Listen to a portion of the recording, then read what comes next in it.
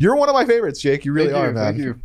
But as I was saying, so yeah, all we gotta fix is like the hardest thing to fix in Smite, which is fire giant team fights. No, and, we're good.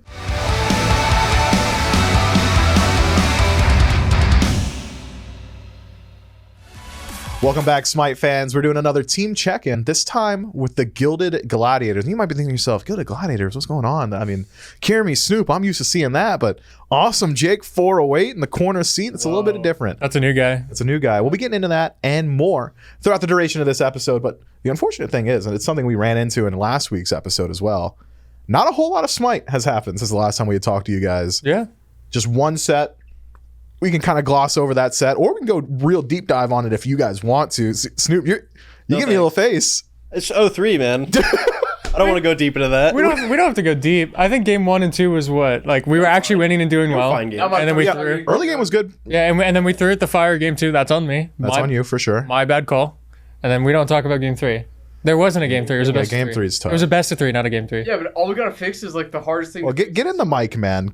The only thing with the Tilt it, fix. Help him out. Snoop, What? help him out, man. He's Got gonna. it. Just pull it close. You can grab it. Yeah. Move it. Don't be scared. Yeah, you got it. Tilt the actual mic. Yeah. Touch the mic. That works. Yeah. Point it at your. You got it. Jake, like this. There you go. There you go. Jake, and I was saying this right before we were live. Jake is a 1 in 8 billion individual. I could scour the entire planet for thousands of years, and I will never find another 408. You're one of my favorites, Jake. You really are, man. Thank you. But as I was saying, so yeah, all we gotta fix is like the hardest thing to fix in Smite, which is fire giant team fights. No, and, we're good. So you got the easy stuff down. Easy stuff down, Pat. Which is kind of, it's silly to gloss over, but like is kind of impressive. I feel like we've all come from like Connor and Jake have a pretty different style from what like Snoopy, Stu, and I are used to. Mm-hmm. So I think that go into that. What do you mean by that? So I think EU plays a lot differently than NA, right? And I think Scared. Yeah, That's a classic player. Right that actually there. is That's true. an OG. Kana isn't a scared player, but they definitely prefer the slower, late game scaled air style, and we Armored prefer, out. Yeah, we prefer running it down. Yeah, Jake, I've been watching the stream with you and Stu recently. Perhaps the most entertaining content out there. That's They're good. Wow. It's good. Twitch.tv/Stuart7, I believe. He's not here. And /awesome Jake 408. And awesome Jake 408. But the dynamic between the two of you has just been comedy. It seems like you are constantly trying to fight in lane. Stu's backing up to do like shield buff or something. You're fighting on tower line as Charon for some reason, and you're just yelling back and forth. Has that been a dynamic shift for you, like moving from the Warriors to the Gladiators, having a self-proclaimed KD saver in your lane? Are you feeling that, or is there the proper amounts of aggression there? You think you can do more, or what's up? I haven't seen any supposed KDA saving. You haven't seen it? I mean, I've been looking. I know he's a KDA saver, but he's good at hiding. I've seen him getting it in there. Like we haven't scrimmed too much, but I've been playing ranked with him, and the KDs they're looking impressive. Yeah. Maybe Snoop, you looked like I got like a real religious like nod there when I said KDA saver, man.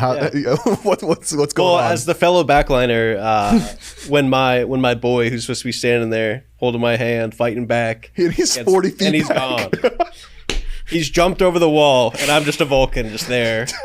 What can you do? Okay. What can you do? I'll take it. It's fine. I see it in so many team fights. The front line of the Glides have almost never had an issue frontlining. I feel like every iteration of you guys have always just like, they're in there. Maybe they're dying. Maybe they're making it look good. Mm-hmm. But without fail, when a team fight goes poor, it's like Snoop just standing against a horde of army soldiers, just fighting for his life. And Stu is like already in fountain, or halfway through his back, or over a wall. It's awesome. It is legitimately awesome. It's great. It's super fun from my perspective too. He's gotten better about it. Yeah, well, we've talked about it. And he's like, I feel like I'm letting you die too often. He's like, I'm feeling like I'm playing too far back. And I'm like, yeah, probably. It's something we're working on. I mean, you've been around for a real long time, Snoop. Are there any ADCs that remind you of Stu? Like in your competitive career, have you had experience built up playing with that style of play? Well, it's hard to say because a majority of my career was. And you weren't that guy for sure. You were jumping in. I'd be getting in there. I will die with my crew for sure. But no, you don't really see it too often where there's too many people. Like the biggest one that I would say comes to mind for like players, I haven't played with him personally, but players that the team fight goes bad and they're gone is Paul. If Paul sees a team fight not going great, he is gone, which is fine. I mean, like, it's how he plays. You'd almost prefer that from the mid as opposed to the ADC, right? For sure, yeah. Yeah, what's wrong with that? Is there anything wrong with that? I mean, no. Who needs to hit the fire giant? Like, It's the ADC. yeah, they need to be alive. Well, I mean, it depends on the meta, right? In like non-crit metas, I don't really care if my ADC is alive for fire. We just need to be able to do the objective. Yeah, no, I don't disagree. I feel like we just made a big stride as a team right here. Like, Oh, yeah? big communication jump here.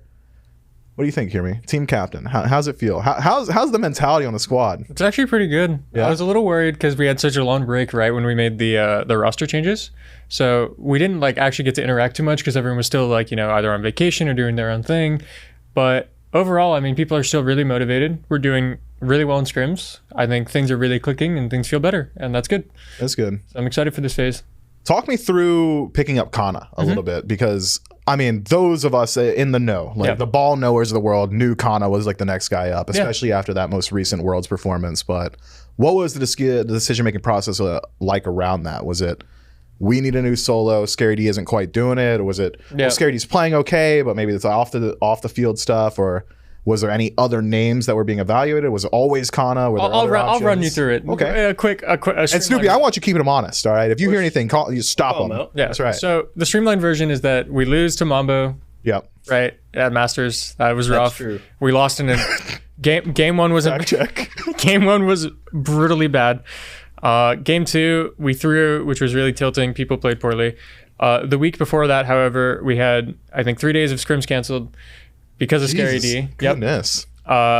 It was really tough. 2 and then 1 that was basically canceled because we started so late. That was really tilting for me personally. After having discussions with Scary about this, trying to find solutions, things didn't work out. So I think that Scary D is a good solo laner. I think he was playing fine during the phase. I don't think he was playing as well as he did during play-ins. But past that, when we lost and we talked about it as a team or, one-on-ones or with Kassir or whatever, as I mentioned before, we just needed... That's the coach. Yeah, we needed changes. And I think solo was a place to look at. And then when Jake became a free agent, I think that was an obvious pickup for us as well. So we picked up Jake first, and then we were deciding between solo laners. We came up with a few different names. The 2 biggest ones that stuck was either Aquarius, or Kana.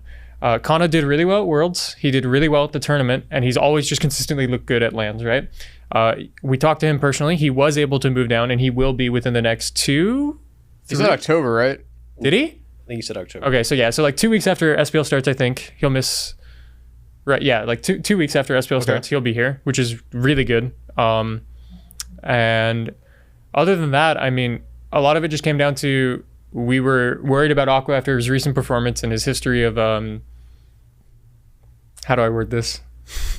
History of poor motivation. Okay.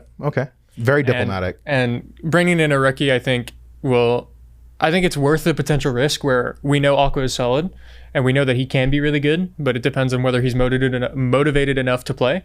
And then Kana, we know he's motivated with what? Like the discussions we've had, we've seen him play. He's rookie hunger. Yeah, exactly. And he's done really well and he's adjusting well too. I think it's taken a little bit for me and him personally just because the EU versus NA style, as I mentioned before, but I think we're doing fine and I'm excited to play with him. Nice. Has it been an issue at all having to like deal with that time zone difference as well, like lining up scrims? It's not too bad on our end for sure because it's based around us. But for him, like he's a little tired sometimes if we have like 3 p.m. scrims like we do. But past that, 10 p.m. for him, I believe. Yeah, 9, 10, something like that. Which I mean, yeah, it's not great, but it's not the end of the world. It's not like I think the real kicker will be if we have like a second set in the best of 5 on a game day, and then he's having to play at midnight. Yeah, that's no fun. Yeah. What is the biggest dynamic shift you've seen now having replaced Scary D? Is it really just the off the field stuff? Like how would you compare their gameplay? I know you said Kana's a little bit more passive, but I think being more passive than Scary D is like 99.95% of everybody on the planet. So I think Scary definitely preferred to. He really wanted me to play his lane, invade every blue, gank him, He'll TP when he's big, and we'll play through the game like that. I think with Jake as well, Jake really likes playing through duo, like the Afros, the Hells, and whatnot, and he likes playing through Stu. So that's kind of a shift for us, and Kana doesn't mind he's good when we play through his lane. He definitely can, and he doesn't mind playing like a losing lane or just playing, you know, weak side of the map. So it gives me personally more freedom to play the map how I want to play, because I have strong side lanes that are both fine playing weak side, but can both like own and dominate if I want them to. So I have a lot more control of what I want to do. So playing through a lot of the side lanes sounds like. Yeah. What's going on with Snoop? You want to play through old Snoop here?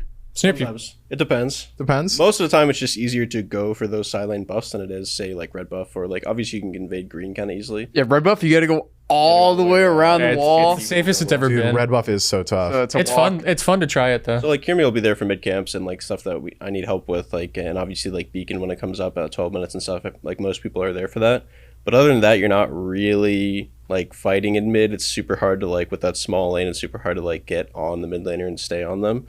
So yeah, it's pretty much just a farm game until team fights, and then mid lane gets a ton of farm anyways, so it's fine with me. Fair enough. He's getting a bunch of farm. He's to happy. get to man. late game so you can get to that team fight, get abandoned by Stu. Exactly. You're trying to instigate, Hop man. into that grayscale screen. No, Yeah. Stu's learning, man. He's learning. Here's what you do. Come Worlds, y'all got it. You know, this is something I and it's really from like the OG era. So Snoop, maybe you've been on a team that's done this in the past. The guy who had spearheaded this ideology was Oceans for me. He loved doing scrims when you would roll swap. So now you know what the other guy like needs to do, what you want him to do, how you should play it. It's like really good. Quite recently, within the last 3 months, Dragons did that. Really, they've been doing that. at game day was too. support On and game Mike days. was. Oh, they jungle. have done it on game day. Yeah. Like Vote and Dardes would swap based on Oh, they whoever did was that, a better but- god. Yeah, I think Lasbra and Mike switched in practice. Oh so yeah, I they wanted did to that. Yeah, see- Like Mike wanted to see what was like from Lazar's point of view, and Lazar wanted to see from Mike's point of view. So I mean, it can Leaking work. Dragon strats? no, right. well, it wasn't a strat. And they just tried. They did it like 2 out of 4 games in Yeah, scrims, and it they're like, did- "This is it not did working." Not go well. Yeah, Mike Lasber was not great at support, and Mike was really not good at jungle. So who was costing harder? Mike was. for sure. He died. He's catching so many strays. Well, no, Mike's really good, but he's just not a jungler. He's not really good at that role. Yeah, and I think he'd agree. He's really good at support, not He got smite. first blooded both level 2s, right? Yeah, it's a very like hard balance, like mid 2v2s, like at level 2 and 3. He was trying to have to know. He was trying to do things that like supports would, like group up the wave for his ADC or whatever, and can't be doing that. and then he just dies instantly because we just jump on him, and he's like, "All right, well, whoops." Not as tanky as he used Yeah. to. God bless. Timers are just different. What about you, Jake? Has there been any interesting dynamics that you've developed, like, you know, switching teams? Has it felt like they've been kind of receptive to you? Do you feel like you've been brought on as a more of a leadership role? Do you feel like you could be a more of a leader? Like what's going on in the 408's brain? Well, after getting kicked from my other team, Yeah. you know, maybe there's some things that I need to work on. Okay. That's a really mature response. Like what? You can't have your hands up, man. We've been watching. No hands up. In the Yeah, studio. no reclining. I've been seeing the reclining. That's still there. Yeah, I'm still reclining. I can walk back. But yeah, I'm just gonna try to be more vocal. You know, something I've learned from my experience is you know, listening to other people, it usually doesn't go that well. Really? And Okay. you know, I should just follow what's inside my brain. Yeah. And, Play to the heart, maybe. yeah, play with the heart. Okay. Fair enough. And as a shot caller, Kirmi, how does that make you feel hearing that? If I have a good call, he listens. He trusts. Okay. It's just that if so he if your thinks- call aligns with his heart, maybe it's okay. Yeah, I mean, I think we've done fine with that so far. I would say though that Stu has become a very big shot caller for our team. He has stepped up a lot. It's really been impressive. Really? And that's been since the roster swap. Yeah. He's really stepped it up. He tried it a bit with when we had the Bobby and Scary version. However, we just had so many loud voices that it was just hard for him to do that. He personally felt.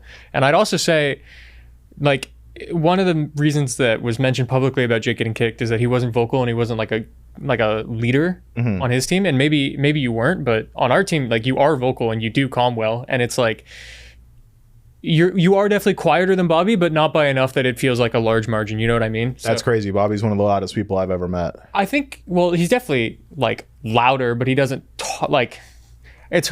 I think Jake is a little bit more efficient with it. Is a way Okay. to word it. And then I do think Kana's a lot quieter than Scary, but it's. I mean, we're still very vocal without that, you know. So I think it's been overall pretty good.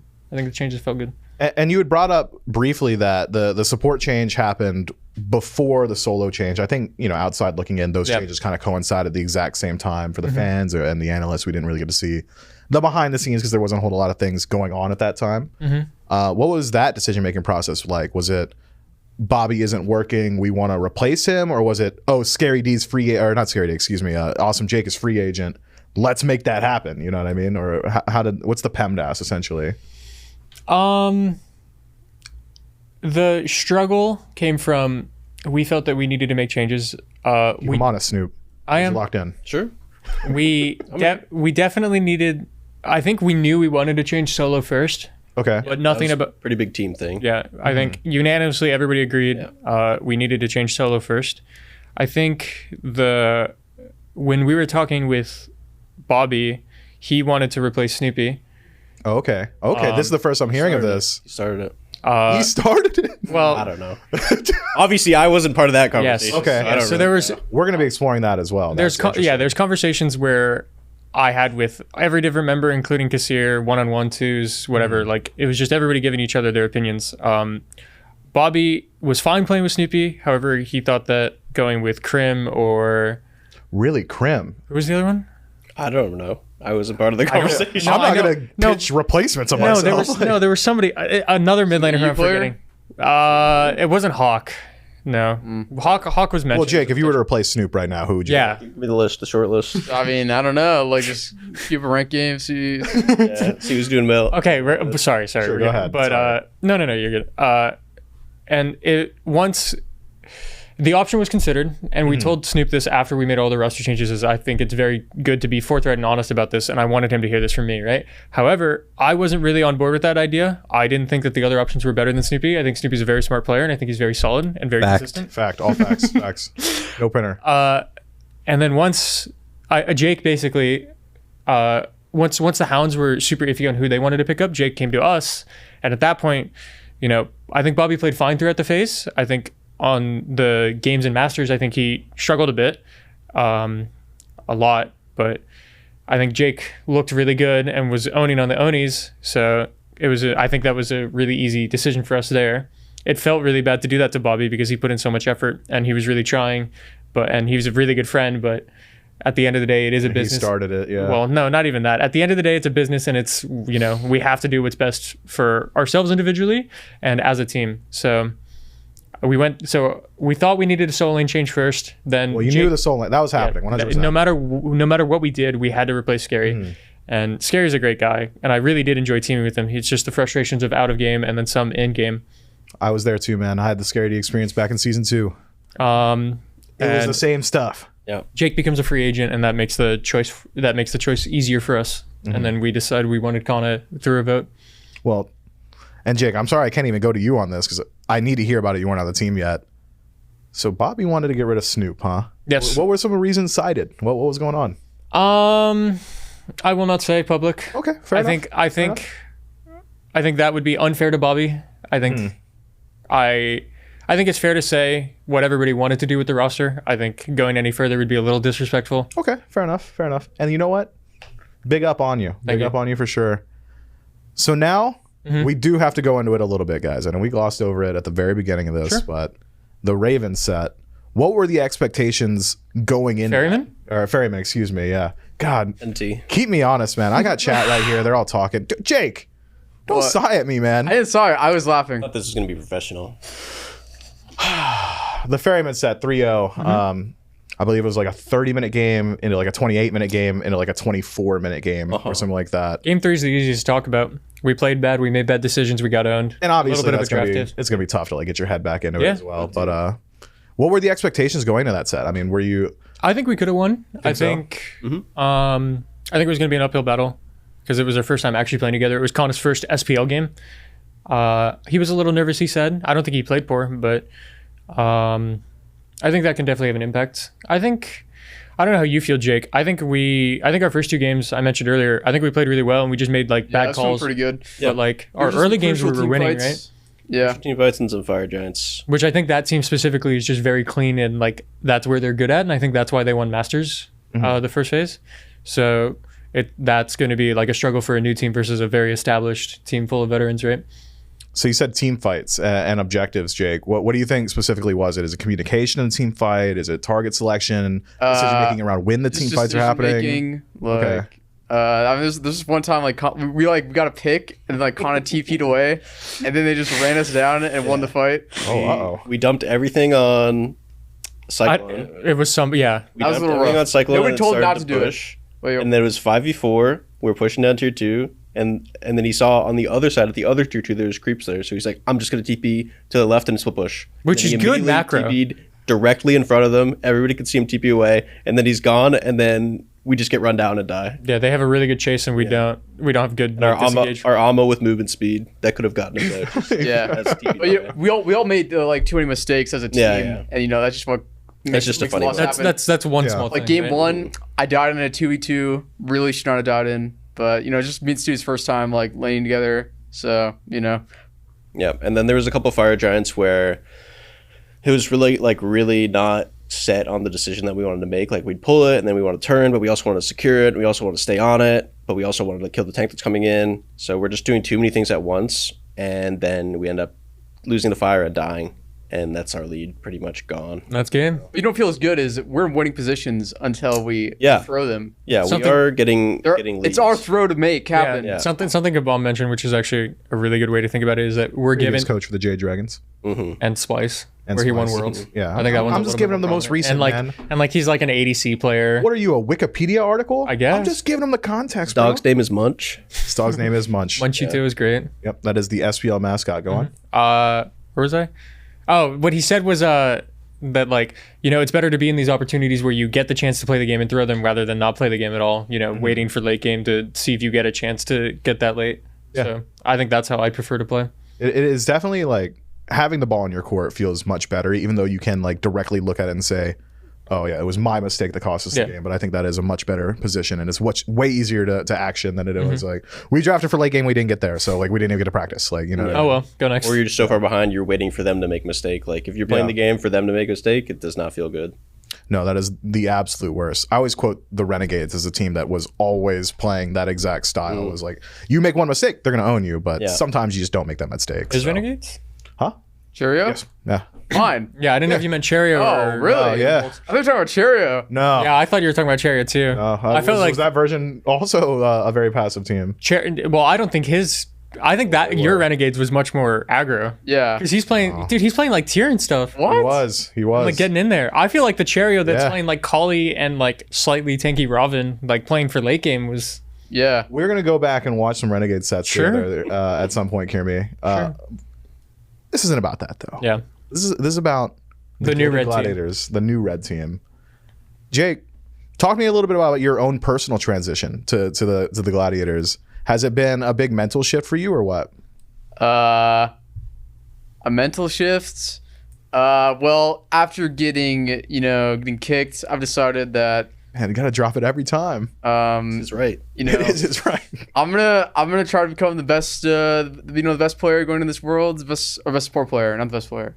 But just trying to give it my all, and hopefully we can get more wins than the last Gladiators got. And his mental's crazy too, because like we'll scrim. He'll stream before the scrims. He'll take a 10-15 minute break. Yep. He'll stream for 11 hours, pass out, sleep for however long, wake up, do it again. It's grind time. Yeah, I could not function like that. I'd literally locked in. I'd mentally go insane. I'd burn out after 3 days. I don't know how you're doing it. He's just different. I think it's a legitimate love for the game. Like, I do love the game. I'll say this about a lot of the streamers in Smite that are like doing it 8 hours a day and then going into scrims. You could see the drain on them. Yeah. When I watch you play, Jake, like it reminds me of me going back to season 1 Smite, grinding the top 200 leaderboard and just loving every second of it. Like that's the vibe you're putting out. And I'm sure, and you guys could probably speak to this. It's probably like really like good for the team morale. It probably feels very good to have someone on there that's just like positive about the situation. Yeah. Or he could be like an evil mastermind behind the scenes and like we never get to see it. But what I get to see is what the screen's on right now is this big goofy smile, just having a good time. Jake's been great for the team. Yeah, that's good. Stu's also been super extra motivated too. He's been streaming a ton. He's been streaming with Jake, and then he's been best content out there in Smite right yeah, now. Guarantee you. They're it's good. So funny. It's some of the stuff that you said Stu's Twitch before Jake when you have Jake on here? Why? I watched the Stu version. Wow. That's okay. You know, Stu does like Jake- big numbers, Jake, if I were- and Jake Jake, if I- hits CC. Jake, if I were you, I'd walk out right now. That's just me personally. That's your team captain. He can go ahead and tell you to do that. I'm saying you might catch a fine. I mean, I don't know. yeah, you know, if you can watch who you want to watch, you know, Stu's a very entertaining guy. I have no problem if you like. What a good man. What a good You're man. such a good man. He's very similar in scrims to the yelling. Sometimes. Really? Is that real? We're That's like winning. real to life. If we're winning and it's like we're having a fun time, then yeah, he will be going off. Someone asks him to stay serious. He tells him to shut up. Yeah. W press, W press, Unless W press. Yeah, W press. He loves the W press. It is so goofy. That guy.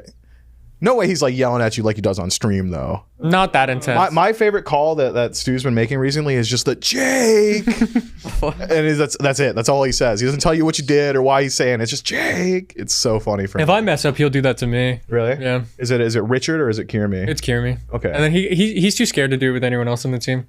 Snoop, a little intimidating for him. Yeah. Snoop, how do you see yourself in this team, man? Like most veteran player, I believe also maybe just the oldest member on the team as well. Does that play in at all? Or are you like? I don't think it changes too much. I feel like sometimes a call will be made. I'm definitely not the main shot caller, but I feel like I can adjust calls if I feel like they're not super great, which I think everybody should always input if they don't think the call is good. Obviously, I'm not going to straight up like call something off or anything, but I do think I can like lend like an air of knowledge about like different matchups and different like calls that can be made and like what's good pressure and what's not good pressure and stuff like that. So I'm just the knowledge guy, I guess. Hopefully. Fair enough. But talk to me about like the big brother aspect. Like you guys I don't know what the living condition is like with you guys. Are you all in a team house right now? No, it's I live me with and Stu in a 2-bed. Okay. Conda's in EU. Yeah, Connor's in you He obviously. will be in the King's house once he gets down here. Yes, Oh, he's gonna stay with the Kings, really? Yeah, because he needed a place and we couldn't get like an easy apartment for him. And And they because offered. Twig lives separately, they probably just have another room. That's really nice. Yeah. So he's been like super grateful to the Kings for that. It's very cool of them. And Jake and I are in Oni's apartments. Oh, really? Yeah. Well, just different setups, right? I'm with Genetics and Netroid. Oh yeah. I'm a pig on inside. Wait, you were with Pagon and Sot still? Yeah. Yeah. He didn't move. Is that or awkward? anything. A little bit. A little bit awkward. Not really that awkward. Yeah, I mean, you guys were boys even before being on a team there, so that makes sense to me. Yeah. Like you and Sot seem like you're still pretty close as well, right? Yep. Yeah. Still Q and rank together. That is still a wild dynamic as well. I mean, so interesting. So I can't even. I guess I'll just ask you then. So Yeah. you're the only one really that's living with any of your teammates. Stu Gross? Like, No, he's not gross. we leaving crumbs around? Any fights happening? I've definitely had to mention like, hey, I'd appreciate if you could be a little cleaner. But it's been he's like Mostly you're just messing with his massive cats. yeah, like his cats are great. I do have to be like, please, brush your cats a little more because they're super long fur. Like you could check either of our What breed are Twitters. they again? They're like a really Maine Coons. exotic. Yeah, Maine Coons. The one that Yark has as well. Yeah, Big. Dio's Yeah. big. He has two cats, Dio and Xena, and they're both wonderful. They both enjoy being held. They love attention and affection. They're so great. The best part of him being the roommate. Keep it a buck with me. Do either the cats like you more than they like Stu? I don't think so, but Really? yeah. Well, also he feeds them, and most of the time, So it's just like He's unfair. cheating. Yeah. yeah. it's He not like fair. if I were to feed him every day, they'd love me. I do think Xena loves me more than almost anybody else that would ever come to the apartment, Okay. or that he's ever roomed with. That cat gets really upset if she can't see me, Aw, which is super cute. It's gonna be it's sick. that's awesome. That's awesome. But back to the like clean part, he's very clean, and if I have like a request, he's super respectful. He was like, "Yeah, I'll do it," and then he picks up more. Like he doesn't care about a mess as much, but if I do, and I kind of do personally, he cleans it, and he's very respectful about it. So he's been a really good roommate. Man, you keep giving me these like very wholesome, genuine He's a good answers. man. I'm like trying to muckrake right now. I'm trying to make some drama. I'm not gonna. stir things up. You He's a won't let it secret happen. good guy. He's actually a secret good guy for sure. You think so? Is Stu like He's a actually the heart bully. of gold type? There you go. He's Yeah, a bully. for sure. That's what I'll give you. Is Stu a bully? He's a big bully. What's he doing to you, man? He's just so mean. He hurts my feelings. Like what? When is he ever doing He that? calls me bad every day. Okay, well, He's upset if I don't come to his lane. Also true. yeah, yeah. all true. It's always a jungle diff. Is it really always? Yeah, if we don't win, That's true of every team I've ever talked to. Diff with forgets you. his It's the easiest role. It's the easiest Yeah, role to win. yeah. No lower support div. he just he hates us, man. I don't know what we can do. What's going on with that, man? I don't know. You're He always got second catching the place in strays. worlds. He thinks he's so much better than us. Yeah, he brings that up a lot. He brings that he was the kill leader, or that he is the kill leader for SPL now, except that Jake literally the set after like snatched it got a away from double him, penna. and he got really One upset more about that. kill. What else does he do? Yeah, he brings up the Dodges team check-ins. Like, what's going on? Where is he? yeah. He just doesn't want to be here. He brings up how he got second at Worlds all the time, so we have to bring up how he didn't make SPL. The phase after. Oh yeah, because we had to get him in. We Yeah. had to pull him in. I forgot about that. Yeah, he only has a job because of us. Oh, Stu's in the chat right now. I'm sure he'll be defending himself. That's crazy. He's bullying you guys. It's a jungle diff. He doesn't bully the others as much. Yeah, not Snoopy. I Snoopy is obviously not think he gonna just take it. loves me. You know. Yeah, it's just comfortable with you. Yeah. right? I'll W press him back. That's the thing. Thank you. Okay. Have you ever had to like mediate Snoopy? I'm imagining like if there was ever an argument in the team, even though Richard here is the team captain, I feel like it's kind of you. That I'm arguing? No, that you're that you're, like, mediating. fixing- or I'd mediate. I don't arbitrating. think there's too many arguments, but yeah, I'll like come in. We've only had one or two like Yeah, not real actual arguments. Well, let's not. You want to get into it? Like There a was little therapy session here. It's nothing serious. Everything that's been resolved. Just something that like there were two very large disagreements on either how the game should be played for one of the problems, and another was just I guess three. One about this is before Jake and Kana. One about people just needing to show up on time, awake, trying, caring. I'm thinking we know who that one was directed at. We have no clue. And No idea. a third one was just about how people talk to each other, how they make the calls, stuff like that. That is really important. I think that's something that is severely overlooked in a team environment is intonation and how you are conveying information. Me explicitly, I was very guilty of that in my competitive career where I thought winning was the most important thing, and I don't care how we got there, and I don't care what people thought of me when we got there. And that's just not sustainable, especially now with how teams kind of line out. I mean, Snoopy, you might even be able to speak to this. I'm sure I've said some heinous things to you in a ranked lobby once upon a time. I just try to forget noobs. What happened to me. I just let it all brush off, you know? God. Snoop, how long have you been playing Smite, man? Since 2012. 2012. That is season 0, I believe, or that's season 1. I started release. in, I think it first launched or like was open beta in like August of 2012, and I started in October. And the first, like, what was your breakout team? What would you? I mean, I know what I would classify, but what would you classify your breakout team as? Cograd for sure. Cograd, yeah. Yeah. Previously, I think we were called the Game Changers before that. You were? Game Changers. No, it was the Game Changers. Yeah, and then we were Cograd because we got picked up, and then we randomly got really, really, really good out of nowhere. We were like a 4th or 5th place team at the time. And you got really good for that one event, and Yeah. it was ridiculous. Yeah. One of the craziest runs ever. And then we owned until Worlds, and then then there was some stuff. Yeah. And What was your breakout team, Jake? My breakout team? I guess a breakout team would just be the team that you like. The Woways? The team I got into SPL, the Renegades. Fair enough. Because I was on the Wowies and then I was in SPL. Was that really was the Woways like your first like actual competitive team? Because I feel like you've been around the scene for a very long As a rank time. player. You've been a ranked player forever. Oh. Yeah. And there was a stigma around the 408. He was like, the olden days. Jake was like the first guy to actually get into SPL because of ranked, right? Yeah. Was there anybody before? I don't know. Zatman has always been a guy who would like just pick up ranked Dude, he's like players. season 0, man. Seasons 0, like Well, you mean 0 to season 3 one, don't though. count. Yo, be care- Those Bruh. don't count. Those don't count. It's a 3-time, man. Those don't count. He didn't even get his wins in that era. Yeah. So it was the Woways and the Renegades, and then you've just. I was on the rest. Is I was history. on some like SOC teams, like open SOC teams with my friends, but I think that was it. And then Quig said I was on a team with him at one point as a You solo were on a laner. team with Quig. That's what Quig said. Apparently it happened. Like I kind of blocked it out. That's Like, crazy. but yeah, apparently it happened. Hmm. Quignitas maybe. Quignitas, Yeah. classic. For those of you that don't have the history on the Woways, one of Jake's first teams, by the way, that was a team with Wowie, Skilodon. Skilodon. Moswell. Yeah, Moswell was in mid, Skilodon in the jungle, awesome Jake 408 in the solo lane, and yours truly playing support. Really? Wow. Yeah, I think it was the SML at the time. That was the minor league instead of the SEC. We were qualifying into that. We had just qualified, same day, and I remember the same day I got benched, and I heard that you got benched as well. Like when I'm getting benched, you're like, "Don't worry, it's not just you, it's Jake." And I reached out to you, Jake. I was like, "Jake, did we both just get benched?" And you were like, I think the exact text you sent was, "Yeah." And that was like the last time we talked. Yep. You obviously went on to do way better and greater things. Obviously, been in the SPL since then. Had one of the will probably hold the SPL win record for the rest of time just by that's so many games. But Excellent. crazy.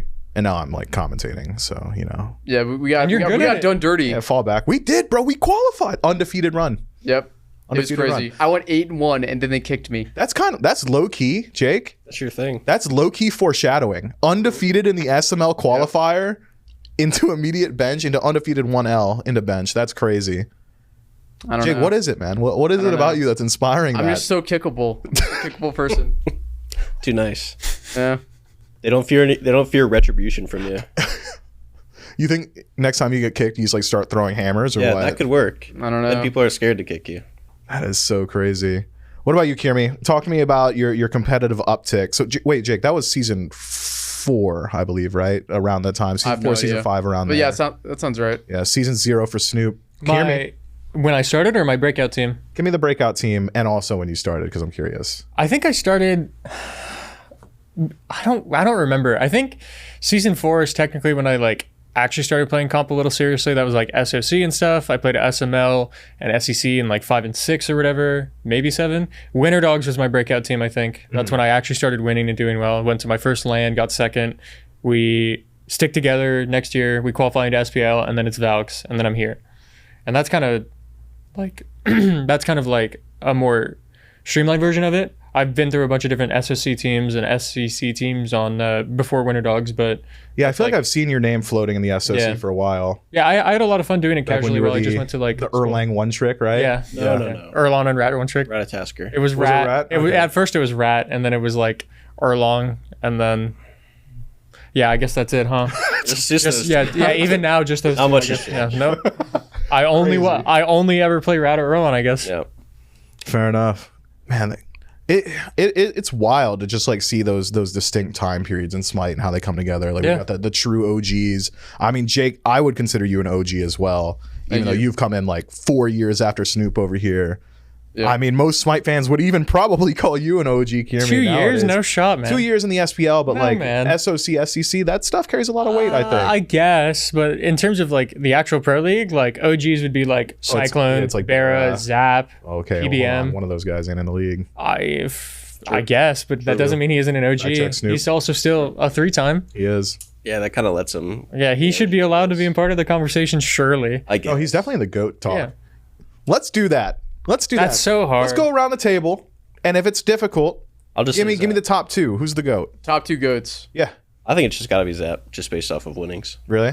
Yeah. A lot of people do put that extra emphasis on just like outcome, right? Like outcome based Yeah. analysis. But I think there's like certainly conversations to be had about just like players that were.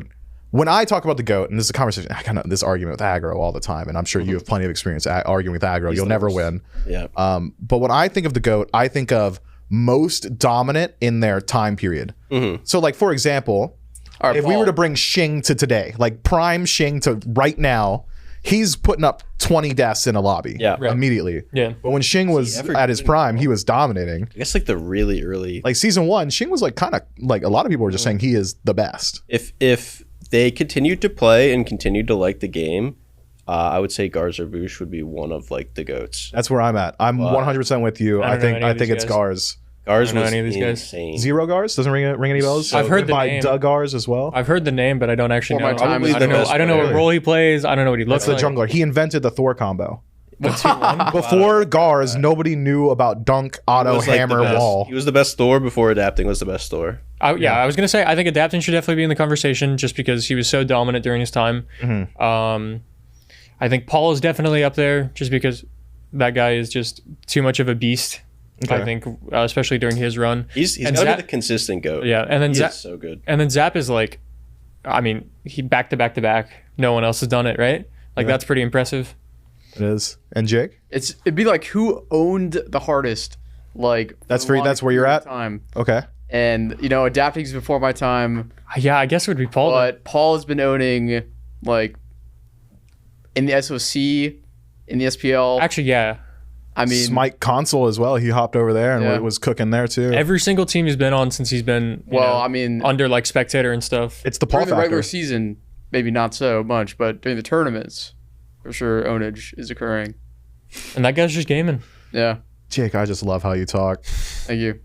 For me, it would be probably just straight up the Gars, but that's my OG brain. OG Otherwise, I would say like, Zap or Paul. Otherwise, I'm probably also leaning Zap, just because I remember like way back in the day, like just having Zapman in ranked games before the SPL existed. Yeah. And just like his mentality on Zapman's like one of the first people to ever make me cry, like in an internet game. He is a menace. It's also cool how he got the 3-time because he did it twice with his team. He gets kicked, right? He's supposed to join another team. That falls through. He joins Levi's and leads them to a world champ. Like, that's so sick. It really is. But I'm being told that we've shot our shots and talked our talk for a little too long here, boys. This has been the check-in with the Good Gladiators, and I'm sure we'll hear more from him in the future.